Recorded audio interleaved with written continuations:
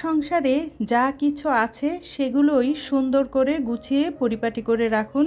দেখবেন দিন শেষে সেটাই আপনাকে মানসিক শান্তি দিবে। আসসালামু আলাইকুম এভরিওয়ান। হেনার সংসার ইউটিউব চ্যানেল থেকে আমি হেনা নতুন দিনে নতুন একটা ব্লগ ভিডিওতে সবাইকে ওয়েলকাম করছি। কাছে দূরে দেশে অথবা বিদেশে যে যেখান থেকে বসে এই মুহূর্তে আমার ভিডিওটা দেখছেন, আমি আশা করব আপনারা সবাই ভালো আছেন। উপরওয়ালার রহমতে আমিও আমার পরিবারের সবাইকে নিয়ে আলহামদুলিল্লাহ অনেক ভালো আছি। আজকে আমি আমার পুরো বাসাটা ডিপ ক্লিন করে সুন্দর করে নতুনভাবে সাজিয়ে নিয়েছি, আর তার ছোট ছোট ক্লিপ নিয়ে ভিডিওটা তৈরি করেছি। আপনারা একটা লাইক দিয়ে ভিডিওটা কন্টিনিউ করবেন, আপনাদের কাছে খুব ভালো লাগবে। শুরুতেই আমি আমার বেডরুম থেকে কাজ শুরু করেছি। আমার রুমের সব ফার্নিচারগুলো সুন্দর করে পরিষ্কার করে নিয়েছি। প্রথমে আলমারিটা মুছে নিয়েছি, খাটটাও কিন্তু সুন্দর করে মুছে নিয়েছি, আর তারপরে বেডটা গুছিয়ে নিচ্ছি। বেডটা গোছানো থাকলে কিন্তু দেখতেও যেমন ভালো লাগে, আর পুরো কাজের অর্ধেকটা কিন্তু এখানেই শেষ হয়ে যায়, যেটা আমি প্রায় ভিডিওতে বলে থাকি।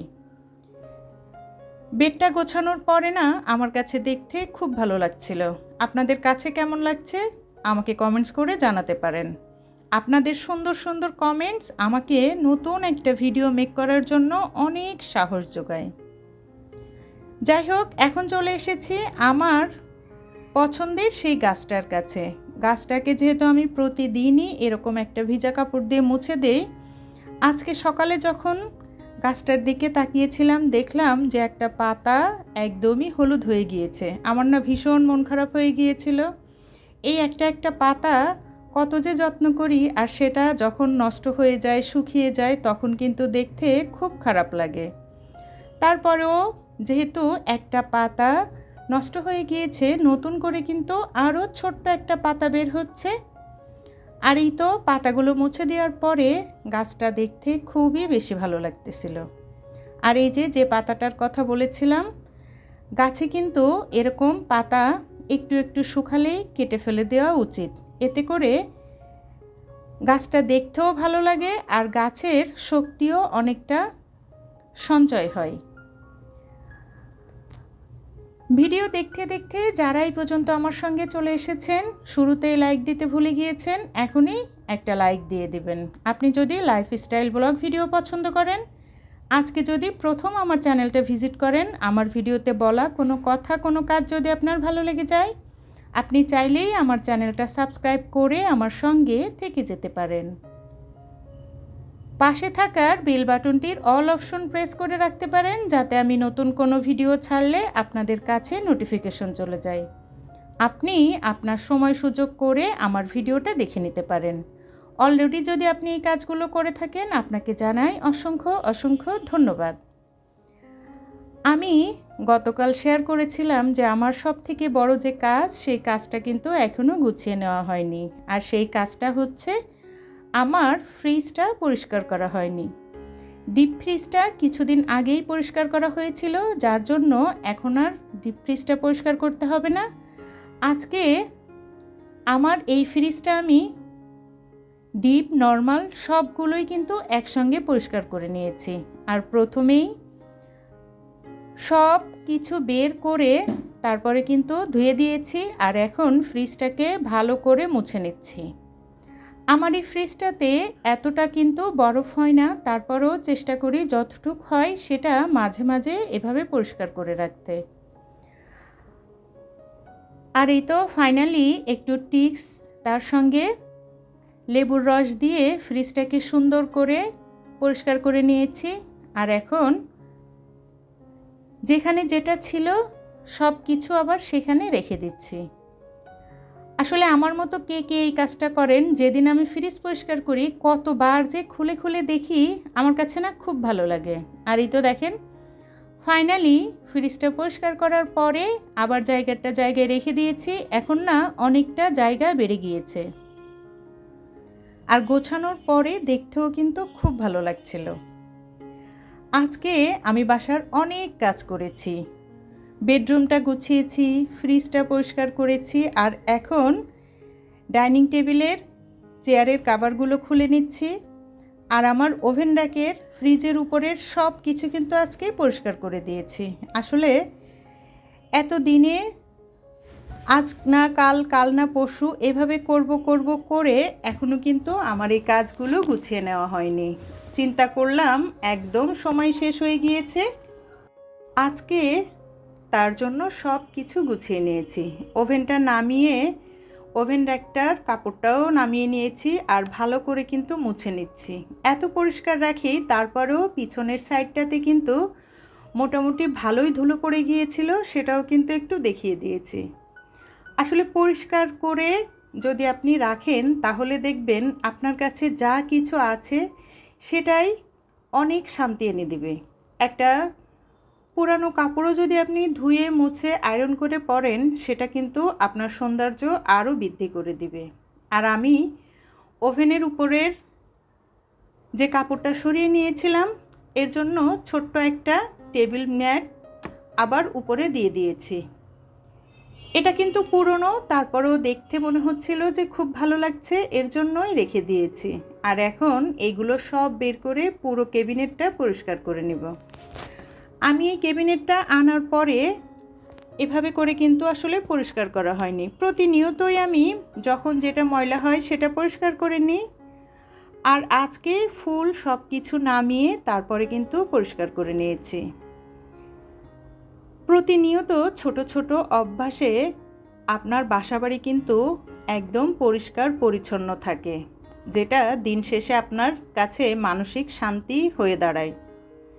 আমার যেহেতু কোনো হেল্পিং হ্যান্ড নেই, আমি সব সময় বলি, আর এই সব কাজগুলো যেহেতু আমার একটু একটু করে নিজেকেই গুছিয়ে নিতে হয়, এর জন্য চেষ্টা করি কোনো কাজ না জমিয়ে যখন যেটা করা প্রয়োজন সেটা করে নেওয়ার জন্য। আর একা হাতে আপনি যখন গুছিয়ে কাজ করবেন, দেখবেন আপনার কাজ কিন্তু করতেও সহজ হবে, আর কোথায় কি সমস্যা আছে সেটা আপনি খুব সহজে ধরতে পারবেন। ডিপ ফ্রিজের ভিতরটা যেহেতু পরিষ্কার করতে হবে না, উপরের কাপড়টা সরিয়ে নিয়ে আবার কিন্তু আরও একটা কাপড় বিছিয়ে দিয়েছি। আর ফাইনালি আমি ডিপ ফ্রিজটার উপরে এভাবে সিম্পল করে সাজিয়ে রাখি, শুধু একটা বেতের ট্রে আর একটা ফুলের টব, আর দেখতেও মাশাআল্লাহ খুব ভালো লাগছে। আপনার বাসা আপনি কিন্তু দিনরাত 24 ঘন্টা থাকবেন, এর জন্য আপনার মনে যেরকম দেখতে ভালো লাগবে আপনি ঠিক সেভাবে করেই সাজাবেন। তাহলে দেখবেন আপনার বাসা আপনার অনেক পছন্দের একটা জায়গা হবে, যে জায়গাটা ছেড়ে আপনার কোথাও যেতে ইচ্ছে করবে না। আপনি যদি কোথাও যান, সেখানে গিয়েও কিন্তু আপনার মন টিকবে না। আপনার মনে হবে আমার বাসার কোন জিনিসটা নষ্ট হয়ে যাচ্ছে, কোন জিনিসটা এলোমেলো হয়ে যাচ্ছে। আমার না এরকম হয়, আপনাদেরও কি এরকম হয় বলুন তো? যাই হোক, যেহেতু আজকে পরিষ্কারের কাজে লেগেছি, এর জন্য ঘড়িটাকেও বাদ দেইনি, ঘড়িটাকেও নামিয়ে মুছে নিয়েছি। আর এই তো এখন ডাইনিং টেবিলের চেয়ারগুলোও মুছে নিচ্ছি। যেহেতু কাভার পরানোই থাকে, এতটা কিন্তু ময়লা হয় না। তারপরেও আপনারা যে আওয়াজটা শুনেছেন, আসলে গরুর যেহেতু টিরাক এসেছে, এর জন্য কিন্তু অনেক জোরে একটা আওয়াজ হয়েছিল, আর আমার না ভয়েসটা অনেকখানি দেওয়া হয়ে গিয়েছে, এর জন্য আর কাটতে ইচ্ছা করছিল না। প্লিজ ইগনোর করবেন। আমরা যে গরু কিনছি সেটাও কিন্তু আপনাদের সঙ্গে শেয়ার করে দিলাম, কারণ এই আওয়াজটা মানেই হচ্ছে আপনার বাসার নিচে ট্রাক এসেছে, আর ট্রাক আসা মানেই হচ্ছে সামনে কোরবানির ঈদ, কুরবানির গরু এসেছে।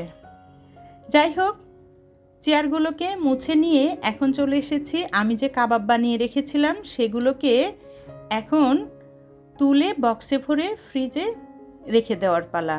আর কাবাবগুলো কতটা পারফেক্ট হয়েছে, আসলে সবাই কিন্তু এই কাজগুলো আপনারা করতে পারেন। তারপরও আমরা সারা দিন যা কিছু করি সেটাই আপনাদের সঙ্গে শেয়ার করি। লাইফস্টাইল ব্লগ মানেই হচ্ছে আপনি আপনার প্রতিদিনের যা যা করবেন সেটাই ছোট ছোট আকারে ভিডিও করবেন, তারপরে হচ্ছে সবার সঙ্গে শেয়ার করবেন। আর সেটা দেখে আপনাদের অনেকের পছন্দ হবে, আবার অনেকের পছন্দ হবে না, এটাই হচ্ছে নিয়ম।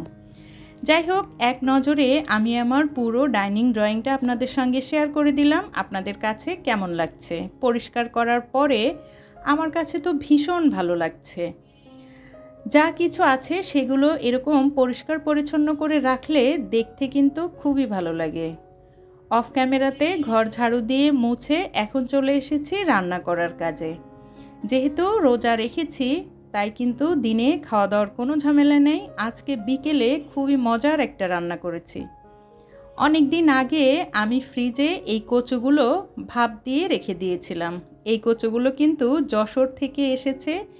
সেই যে বিশাল বড় বড় লম্বা যে কচু, সেগুলো আমাদের এলাকায় না এই কচুগুলো গরুর মাংস দিয়ে রান্না করে খাই।